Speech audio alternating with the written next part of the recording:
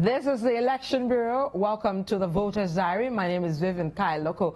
We continue our conversations around some interesting constituencies and how elections for the general as well as the parliamentary will pan out for those constituencies. Yesterday we were in the Western region. Today we still stay in the Western region. Another very interesting constituency. When we come back, I'll let you know which constituency is that, and then we'll have discussions around matters arising in that constituency. Stay with us. We'll be right back.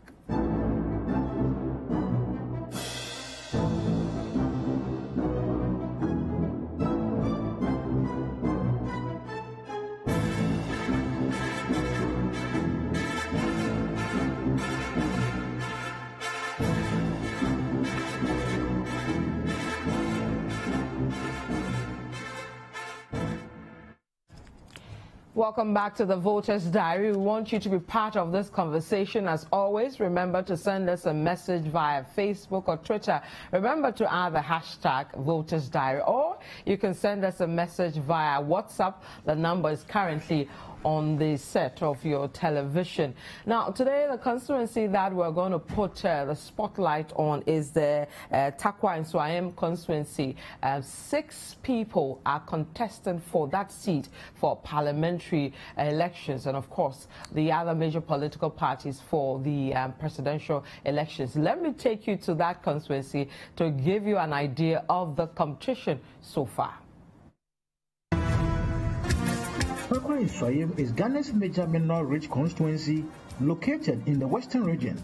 It hosts multinational gold mining firms like Goldfields, AngloGold Ashanti, and Ghana Manganese Mines at Nsuta. Despite the constituency's resource endowment and contribution to the national kitty, it is not spared from basic developmental challenges, including poor roads, poor healthcare delivery, inadequate educational infrastructure, and unemployment, among others. Apart from the 1992 elections, the NPP has dominated the Tarkwa-Nsuaem constituency till date. The current Deputy Western Regional Minister, Gifty Eugenia Kusi, won the seat on 4 consecutive times from 2000 until 2016, when she lost the 2015 NPP primaries to George Mrikuduka. Duka in 2016 won the seat with over 42,000 votes, representing 61% of the total vote cast, against the NDC's vote of 24,000, representing 34%. But Mrikuduka's second-term attempt would be keenly contested by George Jocelyn Ando, a disgruntled NPP member who was disqualified in the primaries and is now contesting as an independent candidate. The candidate has a huge following and poses a major threat to NPP's chances. The NDC's parliamentary candidate, John Justice Aban, also threatens to pull a surprise this time. Some constituental city news: the incumbent MP, a one-time MC for the area, has underperformed, unlike the independent candidate, who has in her own way contributed to development in the area. I'm a major MPP because we are police station chairman. Na MP no, and maybe say only doing come on, only police station executive only doing come on. It's so they take a decision there, Madam not there, and this is man. About MPP Tarkwa because Madam Namba MPP will lose over Tarkwa. And somebody show them for Madam Fambra, for Madam Joyce and Fanambra Tarkwa, and this is about your sister fiancé. It's for Madam de Madam Omaji Tarkwa of Amahem. Nimpu to do more, you know. On Ben Crampo, and the new slogan, power to do more, no. Initial now, all ye manada, until you perform that and home soon the whole Tarkwa-Nsuaem constituency.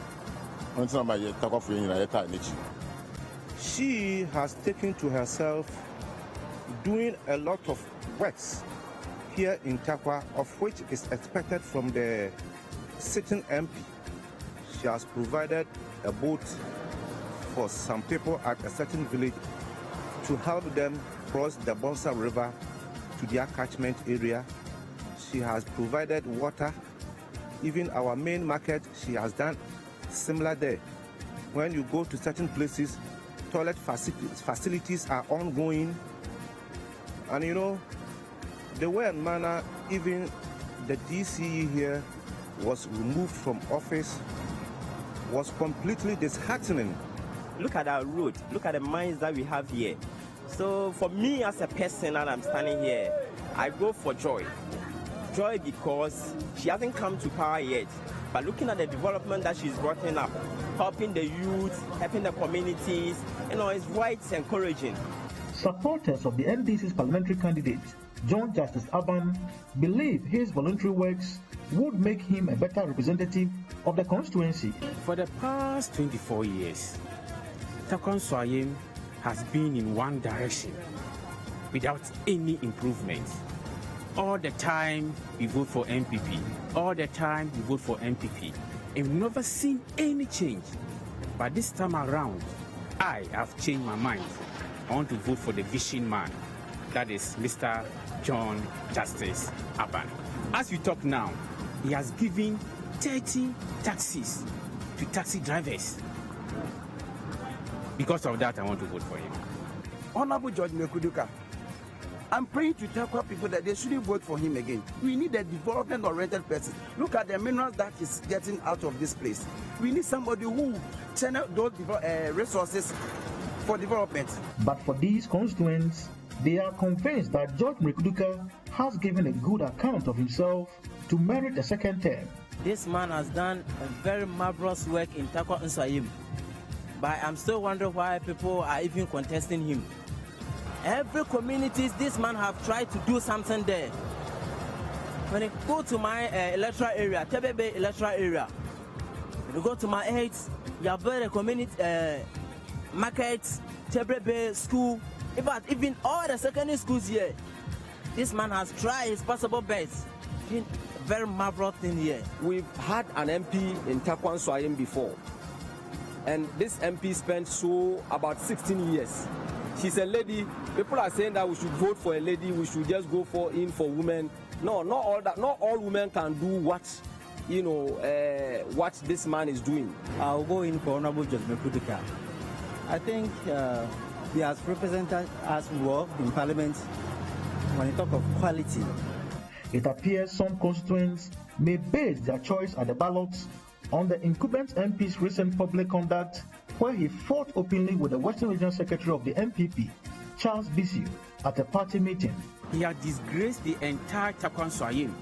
How can MP, big man like this, fight with his General Secretary? He has disgraced Tarkwa-Nsuaem, and it's part of the change that we want. We don't want him to lead us again. We need to change him. It's a very disgrace to Tarkwa. An MP whom you are supposed to go and help to make laws for the country, you go and fight with your regional secretary for your hand to be beaten, you beat your regional secretary. It's a total disgrace to Tarkwa. When I heard it, I was crying in my heart that this man is a so disgrace, and we are disappointed in him. And for that matter, we have to vote him out. The disgrace is too much. MP, why are you fighting? You see, the man is backing Madam Joyce Ando. That is why. I don't understand it. The independent candidate, Joy Jocelyn Ando, is convinced she has what it takes to wrestle the seat from the MPP. It is not about being an MPP or contesting on the ticket of any political party. I want to help my people. I want to serve them. It is something that I have done, I'm doing, and I want to continue. I only need the support of the government to be able to help a lot of people. My only motivation is to help and serve my people, irrespective of the party that I belong to. Whether I contest on the ticket of any political party, I want to serve my people. There were times that people used to vote on party lines. For me, in 2020, it is not so in Tarkwa. Irrespective of the person's political affiliation, everybody has come on board because the campaign that we are embarking on is non-political. I mean, look at my logo. You see that people are joining hands. We want to come together as one people because that is the only way we can win. The incumbent MP, George Mekuduka, says his good works will speak for him on December 7th. I believe the majority of Tarkwa-Nsuaem or my constituents believe that I deserve a second term, and they are going because if you take, for example, look at the roads that we're doing. When I came, we only had part of Tarkwa town roads. being asphalted. But as I speak with you, contractors on site, we're doing that of Nsuaem, we're doing that of Simpa, we're doing that of Dumping. These are prominent communities within my constituency, and they are seeing bitumen for the first time, in the history or in the annals of Wasafiasi. So I believe we're working so hard. Take TNA Park, for example. It was part of my manifesto in 2016. We're building not less than 10,000 seater capacity stadium, being financed by Goldfields. It takes leadership to embark on such a monumental edifice. So it's not a matter of just touting or just talking anyhow, but the confidence is there, we've delivered. Surprisingly, both candidates are targeting 70% of the expected 120,000 votes. In politics, it is not over until it is over. So I'm not underrating any opponent. I'm not underrating NDC. I'm not underrating the independent candidate. I'm not underrating anybody, because I know it's their right to contest. And if we get about 70% turnout, we're likely to hit 70 plus. 70,000 plus, and that's the target of 2020. Women in Ghana are more than the men. So let's say the women will vote for me. I believe that I can pull not less than 70. So the competition obviously heating up in that constituency, and of course your dial should be here. City TV as well as on radio, City FM, the Election Bureau, and we'll bring you all you need to know on that constituency. Before we start discussions on that constituency, I want to quickly bring you a statement from the President. Remember, yesterday we broke to you the news of the Special Prosecutor resigning from his position.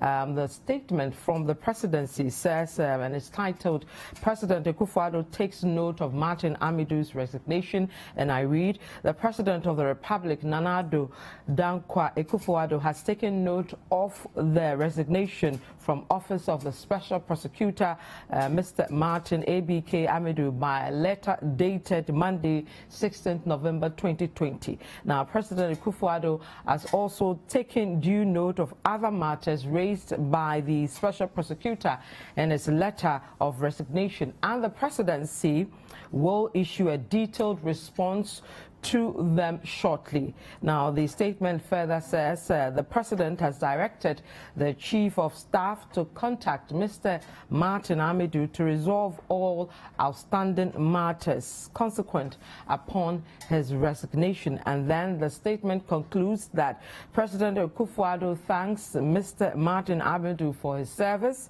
to the country and wish him well in his future endeavors. Now, that statement from the Presidency is signed by the Director of Communications, Eugene Iron. So that cleared. Let me move to the matters for today and bring in my guys for today's discussion. I have Kojo Akoto Boateng. He heads our new media team here at City FM and City TV, as well as Selorm Adonoo. He's the head of features here at City FM and City TV. Gentlemen, welcome to the Voters Diary once again. Thank you, Vivian. Thank you, Vivian. Okay. So we just gave you a clip of how the competition is heating up in the Tarkwa-Nsuaem constituency. A very interesting contest. 6 people so far contesting, 2, of course, from the 2 major political parties. An independent candidate known to have come out from the MPP's camp as well, a lady, Joycelyn Andor, and then 3 others from the PPP, Ghana Union Movement, as well as the People's National Convention. But let's start with the politics of that constituency proper. Selorm, let me start with you on that. Well, Tarkwa-Nsuaem is one of the most significant areas when it comes to Ghana's gold mining activity or even industry.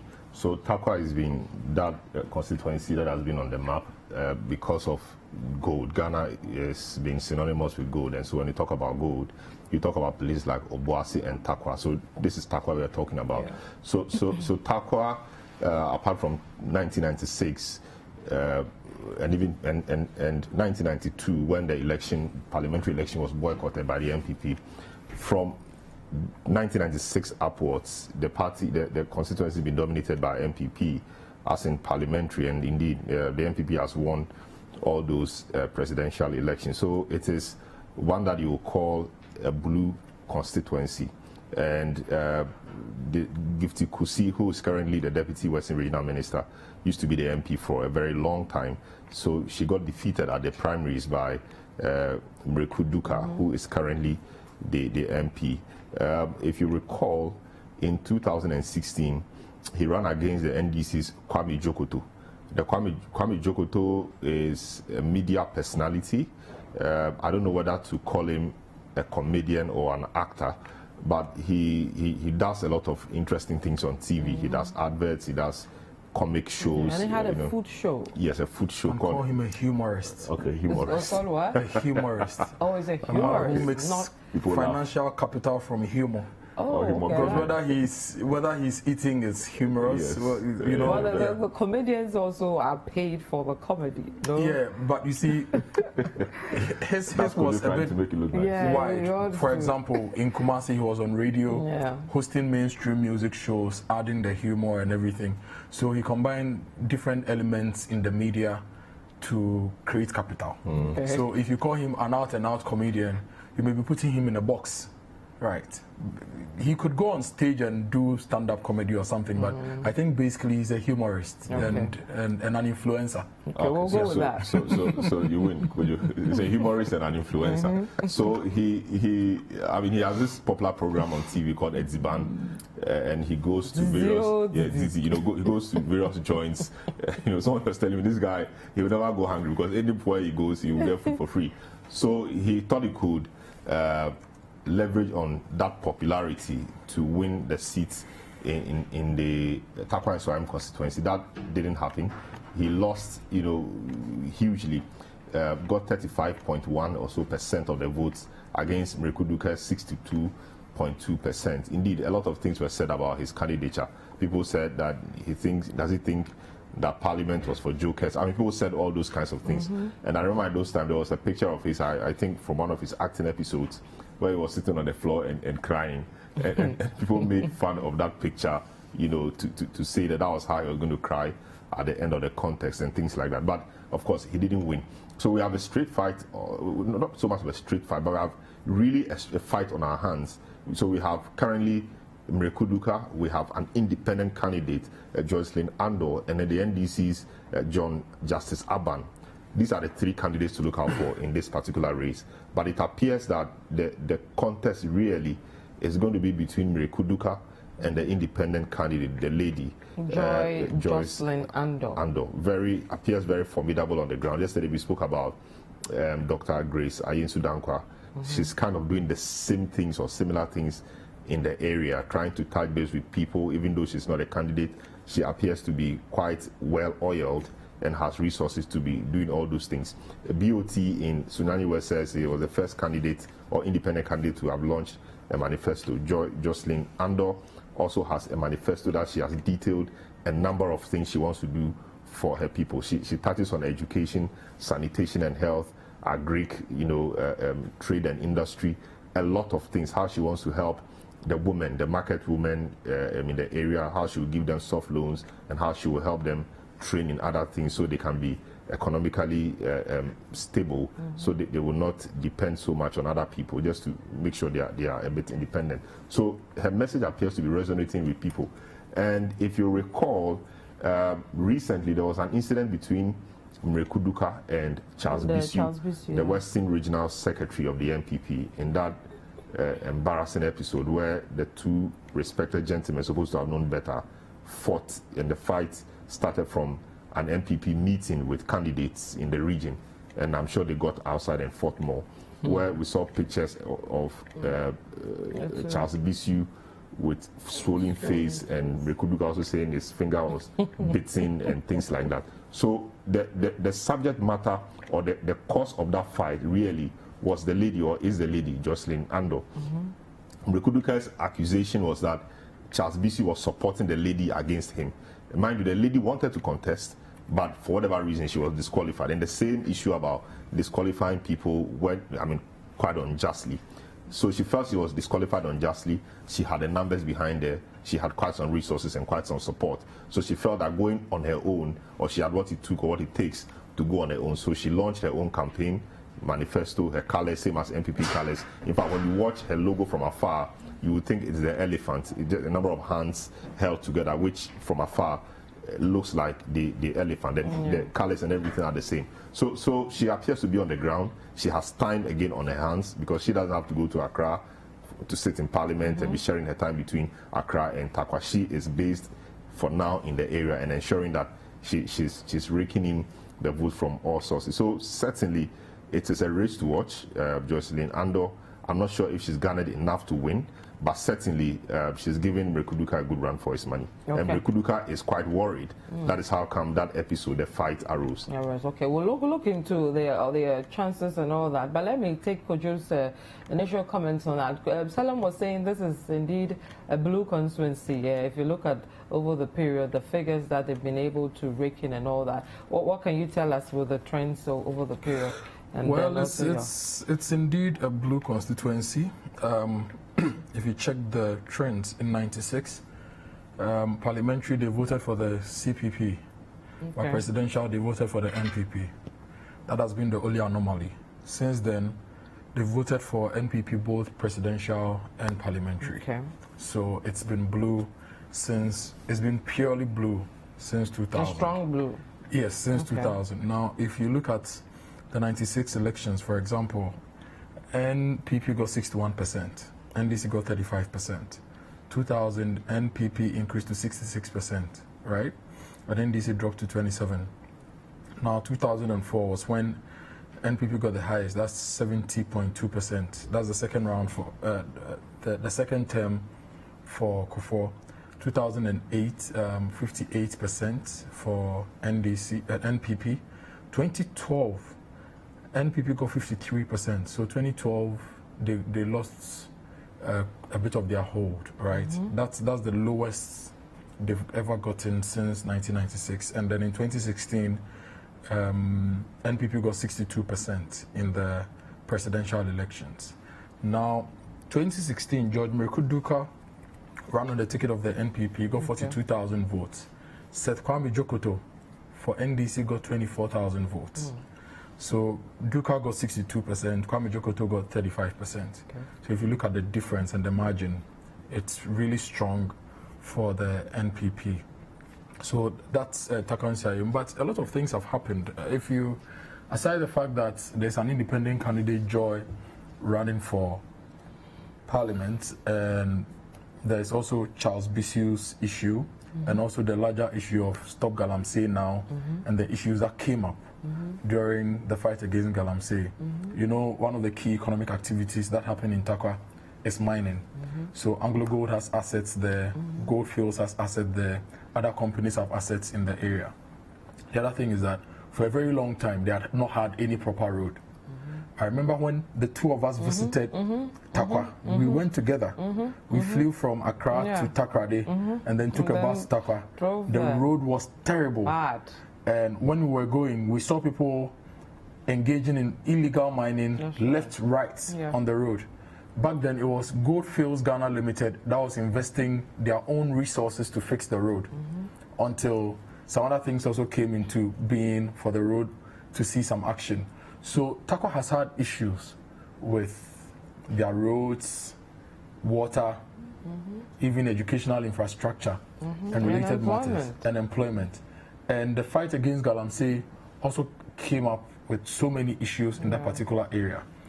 Now, the question is, if we give you our mandates and you deny us jobs with respect to the Galamsey, are we going to maintain you? That's a question. But the other answer you can give to that was there was the multilateral mining improvement project and community mining initiatives kicked in. But as to how those things have been implemented effectively to make the people feel that they have sustainable jobs, they are able to undertake the occupation that they've been doing over the years. That's a good measure of how people are going to vote. Because if you remember, when the Galamsey fight was at its peak, there were reports that came from Tarkwa that suggested that the town was almost becoming a ghost town. Yeah. Because mining, small-scale mining, plus illegal mining were key contributors to the growth of the Tarkwa area. Yeah. So it's interesting how they are going to vote based on all these happenings. Also, looking at the break in the MPP front, there's George Merkuduka, there's Charles Bishop, whose name came up in corruption allegations, and which became in respect of Galamsey. In respect of Galamsey, which became a big national topic. And then there's Joy, who says she's going independent, but is known to be an NPP person. So if you are even going to use the 2016 results as an example and make back of the envelope calculations, should the NDC's candidates be able to poll the same amount of votes that Kwame Jokoto polled in 2016? And is whatever we are hearing about Joy true, which is causing discomfort in the camp of George Merkuduka, and Joy is going to take some votes out of the mix. It's going to make the Tarkwa-Nsuaem seat one of the ones to look out for, the constituency one to look out for during the elections come the 7th of December. So it's quite an interesting constituency. It's had its share of the national conversation. It's now going to see its share of the race to Parliament House. Who is going to win? Whether George is going to maintain the seat, whether Joy can take the seat, or any of the other 4, because now we know there are 6 people running for the parliamentary seat. Okay. Now, Selorm, for George, who appears to be shaking a bit, I mean, obviously there's some competition, even though it's a blue constituency and all that. And then the issues he's had, if you watch the video we played, some of his constituencies were appalled. You know, the fact that a member of parliament fought physically and publicly with another executive of the party. I mean, what can he do to redeem his image with all these negative things, you know, coming after him? What he can do, interesting, 2 things he can do. He can, with a hard face, defend his corner and say he did so because he felt the gentleman was using party resources to support a candidate who, by the laws or rules of the party, is no more a member of the party. So he's using the party's resources allegedly to support a candidate. So he was fighting the cause of the party, and he can push that down, and I'm sure his die-hard fans will also swallow it and go with it. Whether that will resonate with the floating voters and the so-called discerning voters will be another matter. The second thing he can do is to apologize to the people and say that everybody, I mean, we're all human beings, so, you know, anger took a better part of him. He apologizes, or he has apologized to the gentleman. They've made peace, and so he's apologizing to his constituents. He knows he's not done it well, but he hopes to do better. He's turned a new leaf, and if possible, team up with Charles Bishop to do some PR in the area. They see the 2 of them on a platform, go to radio stations and you know, argue the cause of the party, say things that they hope to do together for the constituency, making very slight references to what happened in the past, so people know that they are buried the hatchet and they are forging ahead. That would be a good PR thing for them to do. However, a number of things are on the ground. Local politics, I call it. Quite funny, but the way local politics plays. So there was this incident that happened in Merkuduka's hometown, Dopim, where the NDC candidate, John Justice Aban, was called upon by the chiefs to build a toilet facility for them. It appears toilet facilities are issues or are an issue in the constituency, because every time they are all talking about building toilet facilities, and you know the amount of money that comes out from the toilets, you know, the amount of revenue and the level of control and employment, and then there's usage. They defecate openly, like they do open defecation. So, but if you remember some of the conversations on the toilet matter, please hold on with the toilet matter. I have to take a quick break, face some of those, but hold on with the toilet matter. We'll take a quick break. When we come back, we'll continue with the conversation around Tarkwa. Please don't go away.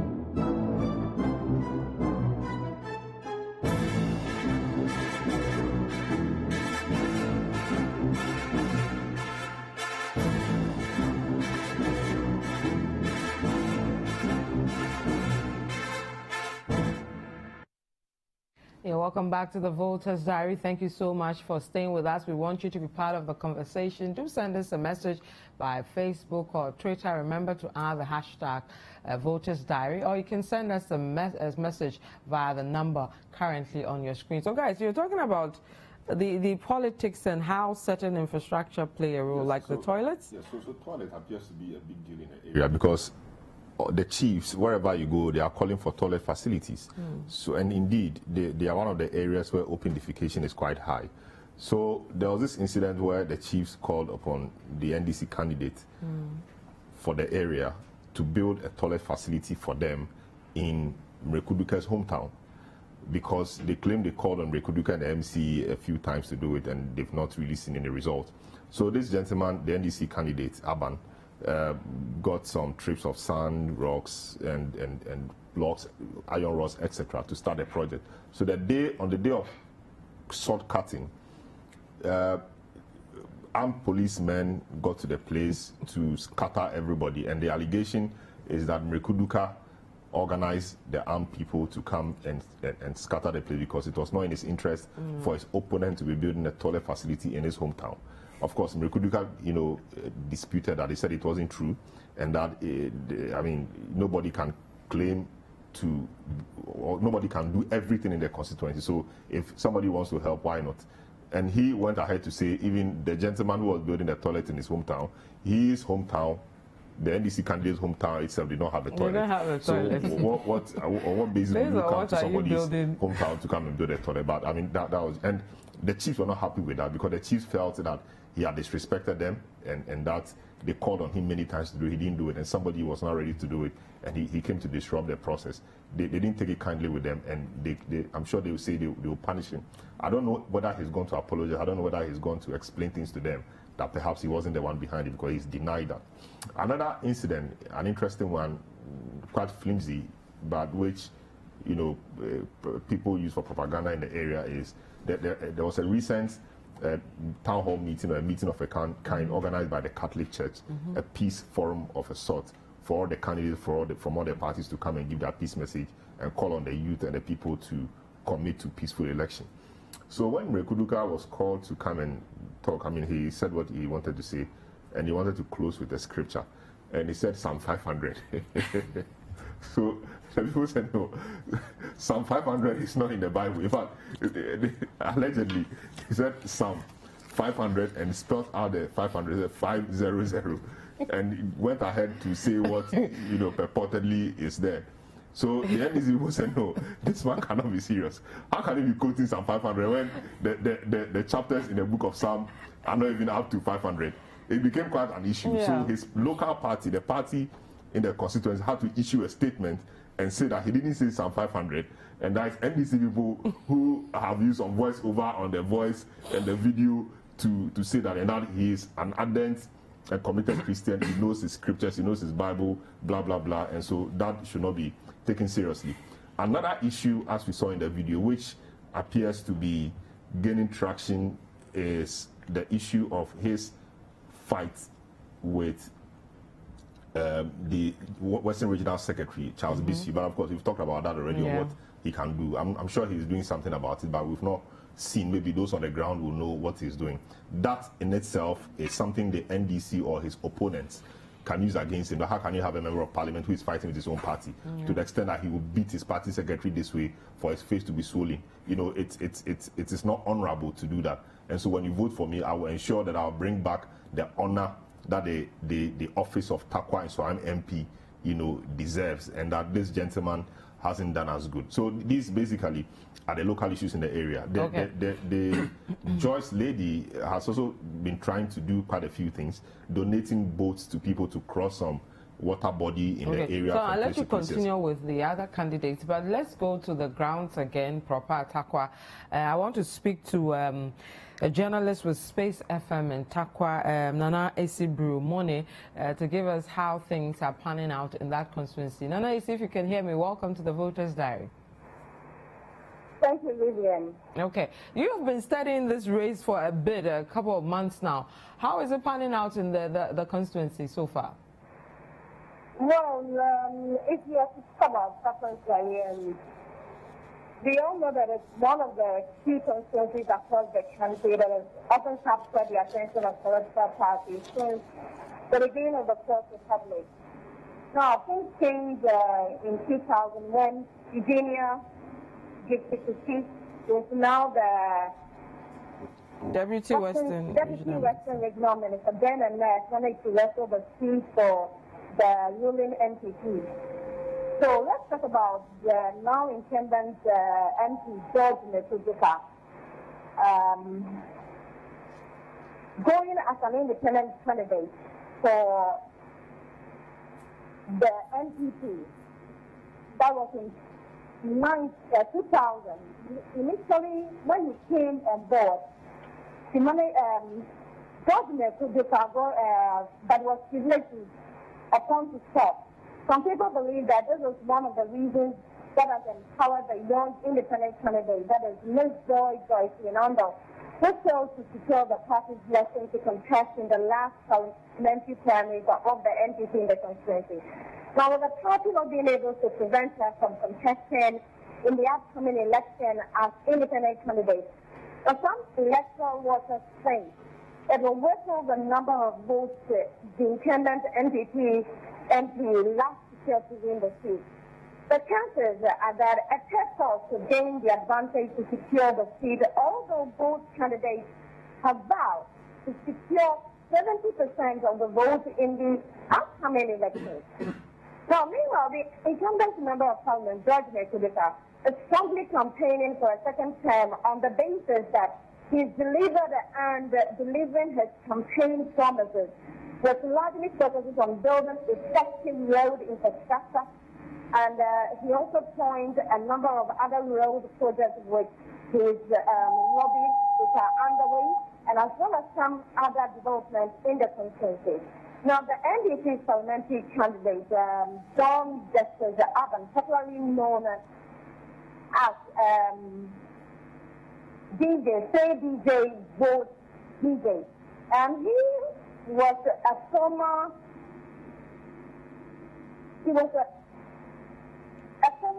assembly member for Tarkwa-Nsuaem. So he's quite known in the assembly and certainly also at Tarkwa-Nsuaem. He is also campaigning on that they should vote for him because of his track record as an assembly member, and also that when he comes or when he's given the nod, he would make more taxi drivers car owners. Okay. So say DJ, vote DJ, the man of West vision. But what are the chances of George Duka on the grounds, especially because we know that Madam Joy is coming from the MPP stock, and indeed she appears to be making some waves in that constituency. What does it look like for the MPP candidate? Also knowing very well that that constituency is actually an MPP constituency. Yes, with John Jackson Ando, because he's also coming from the MPP, there might be a threat because some party members have also placed camp to her. So the NPP is now divided into two. There are some in the camp of Nekuduka, and the others are on the independent candidate campaign still. What you're picking from the ground, his recent fight with Mr. Bisu, you know, will that have an impact on his candidature at all? Well, that is really dicey. And what I would say is that he's been, talking, he's been saying that is not what to trigger people, or not something that should not make people not vote for him, because it's a party matter. So they should vote for him based on what he can do for the constituency and not internal politics as compared to Tarkwa-Nsuaem. Well, what about the NDC's candidate, Mr. Aban? Now, if we look at the trends or the statistics over the period, the NDC will usually just get about 20,000 thereof, or, the chances of that party, especially because there's a bit of wrangling between the MPP, leading to one of its key members going independent. Will that improve the chances of the NDC? Yeah, so DJ, as is popularly known, is also seriously lacing his boots to Leopard in the midst of this seeming melee that seems to be playing out between the incumbent and the independent candidate. So the original chairman some time ago said that this was the chance for the NDC to gain back the seat of the Tarkwa-Nsuaem municipality, because in 1992 it was an NDC who was occupying the seat till District Eugenia came to win the seat for 3 times. Okay. Now, Galamsey is a big issue in that constituency. What role will it play in the political discussions over there, and then also for the elections in December? Yes, Galamsey, the issue of Galamsey now, because of the independent candidates, the NDC is gaining ground with Galamsey. And then also, when you listen to those people at the Galamsey side, basically what they are saying is that if the NDC were to be in power, there wouldn't have been an issue of stop Galamsey, legalize Galamsey. They have their things running and all that. So theirs is also a divided one. So they are also divided between the independent candidates and also the NDC. And then I have to let you go, but I'll pick 2 thoughts from you. Employment, is that going to be a key determining factor in this race? Yes. I would say yes, because Tarkwa-Nsuaem is basically a mining community. And then we have most of the major mining companies here. That is Gold Coast, Ghana, and then Anglo-Gold Ashanti. And we also have Ghana Manganese here. And one other thing that is also turning out is the road. Yes, because from the main road linking Tarkwa to Sekedi Tarkwa is in its west state. And a lot of people have been complaining about it. There's a long traffic on that stretch. Every morning, those who fly that road, they've been complaining about it. And now, we are in the year of roads. We are not seeing anything. So it's one thing that the NDC and the independent candidates, as well as the other parliamentary candidates, are also capitalizing on in their campaign. Now, I'm told that another issue is the toilet facilities politics. Why are we seeing that in that constituency? I beg your pardon, can you repeat? I'm saying that I'm also picking up reports that the toilet facility politics is quite a big thing in that constituency. Okay. So the NDC aspiring parliamentary candidate, that is Justice Abens, wanted to construct a toilet, that is a public toilet, in the hometown of the incumbent MP, and later was given the nod by the chief, but later the assembly came out to say that where he was going to construct that public toilet was in the walkway, so they didn't give him the nod to construct the public toilet. Okay. All right. I have to let you go, but thank you so much for your time. Nanaisi Brumoni, she's a journalist with Space FM in Tarkwa. Let me pick a few of your messages. Quite a lot of people from the constituency are sending us messages. This one says, Miracle Duka will win hands down. All those who are criticizing him. And then it says, communities that have voted for NDC for years have seen no development as well. Okay. Good afternoon to you, Vivian, and your panel for this show. My contribution to your program is to appeal to you and your panel to also visit. Oh, this is Wale Wale thing. We are coming to Wale Wale pretty soon. Nabari, so you see us in Wale Wale in a bit. I promise you that. Thank you for your good work. I strongly believe that Mr. Duka will emerge victorious come December 7th. Okay. looking at how things have been going in Tarkwa constituency, Merikuduka will lose the seat. Joyce will allow the NDC to take the seat easily, you say. And then this one says, no one can boldly say no MP in a constituency has done nothing in terms of development. If they were not enough, fine, but one good term deserves another to do more. Tarkwa-Nsuaem for Duka and Nana MPP 4 more to do more, you say. Okay, guys, interesting assertions from the lady reporter from Space FM over the issues. But I think before I went to her, Kojo, you were making some points, right? Yes. She mentioned the roads, yeah, and it's something I wanted to go back to. And then she mentioned the basic amenities that communities like that need. Now let's talk about the geology of Ghana. Yeah. Okay, because we are talking about a mining town. We have the Birimian basin, or the Birimian rocks. Okay. Birimian, named after Birim, right? And the Tarkwa-Nsuaem basin, or the Tarkwa-Nsuaem rocks, named after Tarkwa. Okay. Right. Now, Tarkwa sits on the Tarkwa-Nsuaem basin, the Tarkwa-Nsuaem rocks, huge deposits of gold ore and some other minerals, right? Just like the case of Obuasi. There's been mining going on in Obuasi for over 100 years. Okay, now if you look at the West African map, you start tracing where the ore is. You capture the Tarkwa area, it goes all the way to Ashanti region to the Obuasi area, and then enters Cote d'Ivoire and goes also a bit to the south of Burkina Faso. So technically, it's an area blessed with a lot of natural resources, which we've been mining and enjoying as a country. Yeah. Because our revenues from mineral revenues are used to develop the country. And it beats my imagination, and I just don't understand that a town like that still suffers from quality roads. There's a case to be made that there are a lot of trucks that move in the area, so the loads on the road are heavy. But there's also a case to be made for whoever manages the town and the roads and the highways to put in place the right structures to deliver the right roads to the people. Yeah. At least they must see the returns of the ore and the gold and the stuff we mine from the area. But it's not so. It's not so. So you think about Obuasi, you think about Tarkwa, you think about some of these towns, and you ask yourself, why do some of these people even go out to vote?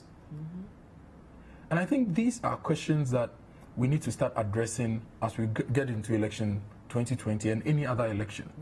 Now, all these people out there going to seek the mandate of the people to visit Parliament, it may interest you to know that even when it comes to the core policy and the issues and the laws that may affect the people the most, those are not at the heart of the conversations. So now we are talking about toilets, we are talking about this. But what is even the position of all these candidates on the Japadio? Or how we manage our mineral resources? And how we manage the resources and the natural resources to give communities like Tarkwa and all the other adjoining communities the right development. It's a key thing. A town and a constituency cannot sit on the Tarkwa-Nsuaem basin and the Tarkwa-Nsuaem rocks and not get development. And when the two of us, we visited the place, we saw the nature of their, the quality of their water.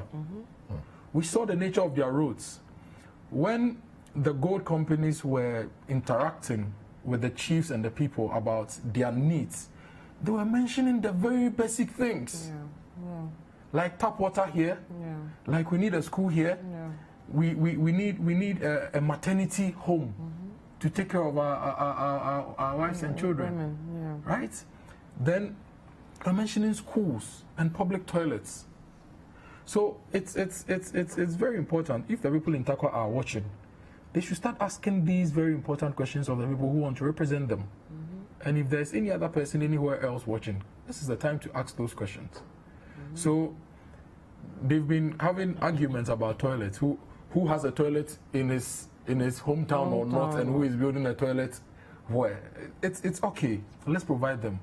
But the reps of these people, even though we all know that a parliamentarian's job is not to go and build roads or to build toilets, the parliamentarian's job is also to help us make the laws that govern the use of our resources to get development to the people. So for someone like, say, George Merikuduka, for someone like, say, Joy, for someone like the other, Mr. Abba, what will be their positions on some of these things? Because the people sometimes don't see or feel these conversations, but they are the heart of their own development. Okay. So the people in Tarkwa really need to be served better. It's a hub for mining, just like Obuasi. It's a hub for a lot of things. We have cocoa roads, which we designed for cocoa growing areas.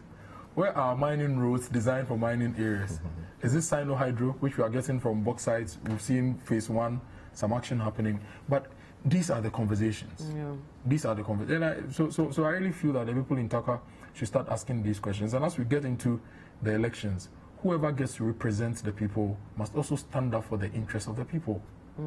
And 2020 will tell us whether the people feel George Mekuduka has stood up for their interest, whether Joy will do better, whether the 4 others will do better, and how, when we get to 2024, we'll assess these people to see what they've done with the mandate in 4 years to make their lives better.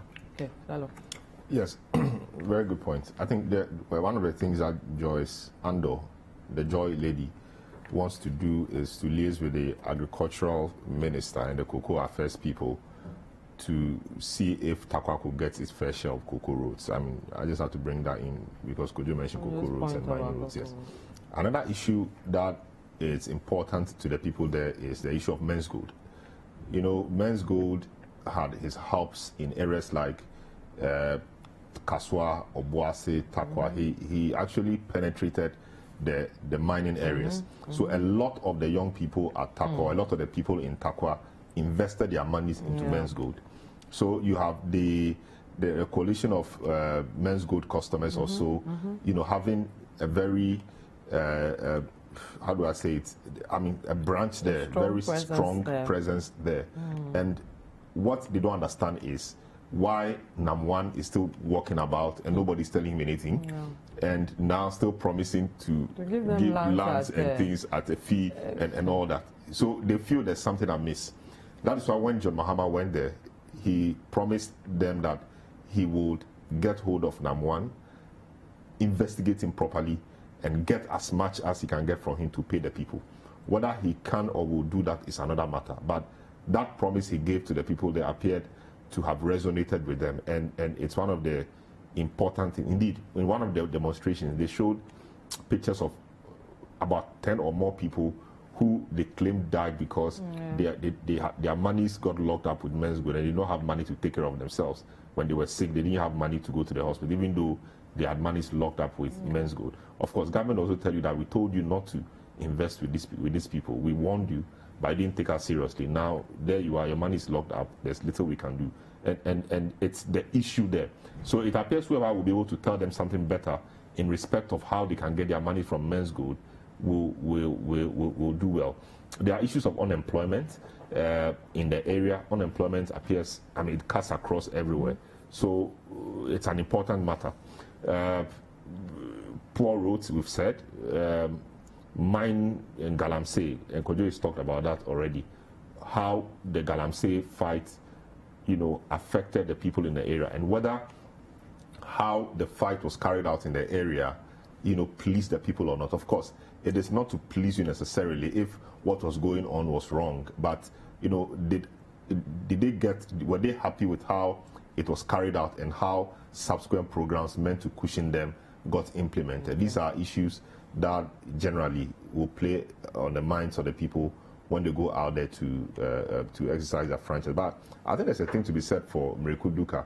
He's a first-time MP, but I think he's sufficiently popular because he's tried to be at the right places at the right times, perhaps making the right noises, saying maybe one or two right things just to get his name up there.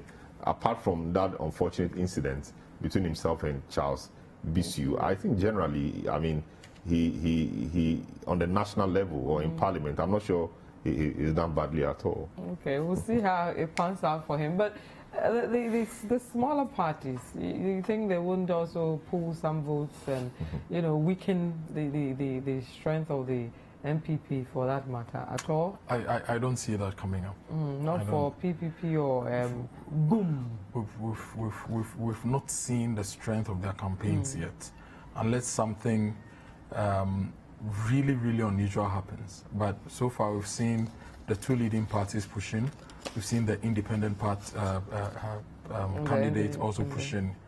The small parties are also around. So we'll see how. But guys, thank you so much. We have to end it here. Kojo Boateng, head of new media, and Selorm Adonoo, head of features and articles, joined us for today's conversation. The repeat of this show is at 10 p.m. tonight on City TV. Also, we'll return tomorrow at 3 p.m. But thank you so much for your messages and as well as joining us for today's conversation. My name is Vivian Kai Lokko. We'll return tomorrow at 3. Goodbye.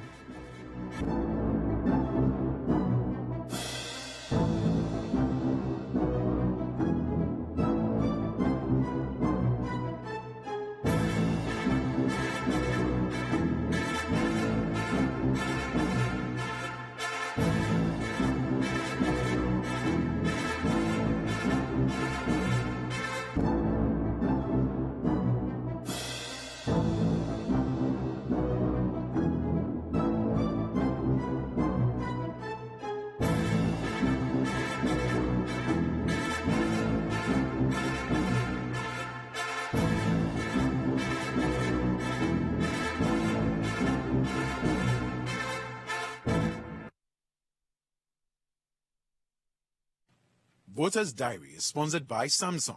Samsung, inspire the world, create the future.